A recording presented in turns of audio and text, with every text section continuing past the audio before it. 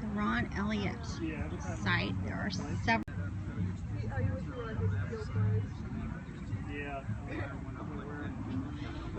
There's several different informational plaques that surround the site to give information. So this is the first one that describes Dr. Elliott and shows the current map of the Mesonet sites all across the state.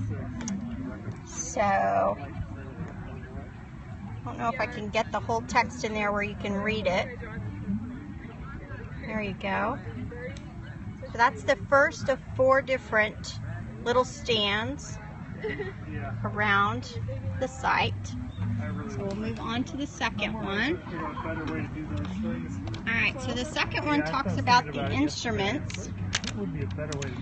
And we have a description of the whole network and how it got started, along with a schematic that describes what each of the instruments are and gives us a label of them. So you can see the dual rain gauge that's now at all of our sites. Nice pretty clouds, pretty up the picture. So that's number 2.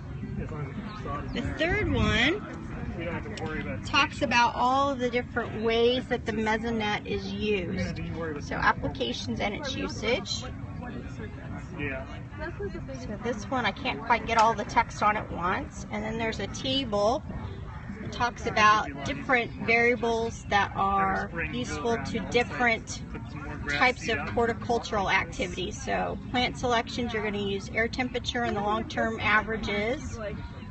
For outdoor safety, you might look at winds and air temperature and rainfall.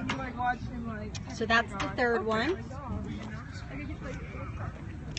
Here's the fourth one, about all of the partnerships, and you'll notice that this is the big 100th anniversary photo of the Ag Extension agents from all across the state. They had their 100th anniversary conference earlier this year, and they took this big photo here on the OSU campus. Here's the text that goes along with it. A little bit more about Dr. Elliott.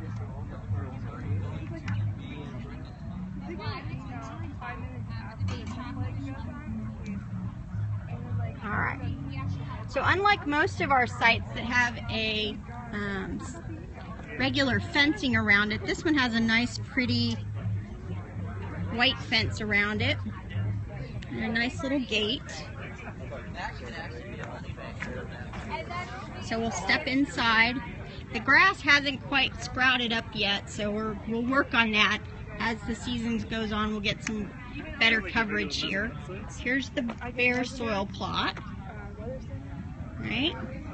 Here's what it looks like inside the big brains of the station. So that's where everything connects. So you can see the data logger and the radio and how all of the systems are connected. We have the 1.5 air temperature sensor. This one here is aspirated, so you might be able to hear the little fan if I get a little closer. Alright, so it's got the air moving. Well, that takes a little bit extra power, so for that we had to add on some more batteries to help run it. Here's what the new dual gauge rainfall system looks like. So we had to manufacture and make that platform to hold both rain gauges. Yeah, there's little screens to kind of keep out all the bugs and dust and stuff. Right? And these stakes mark where the natural vegetation, soil temperature and soil moisture sensors would be. 2-meter wind sensor. It's not very windy today, so it's sitting absolutely still.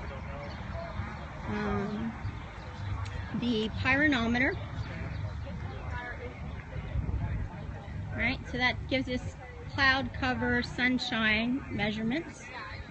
There's the standard solar panel, which runs most of the station. And as we go on up, You can see the lightning rod and the 9-meter air temperature sensor and the 10-meter winds. So that is what it looks like. So we'll probably come back out here in another season or two when the grass is all grown in and get some pictures later on. Any questions?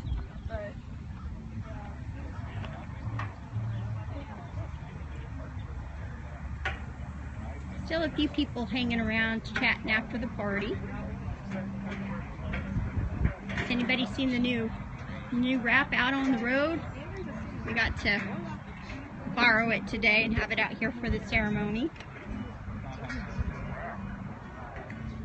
All right, well, since there aren't any questions, I guess I will let you guys go. Thanks for joining us. Bye.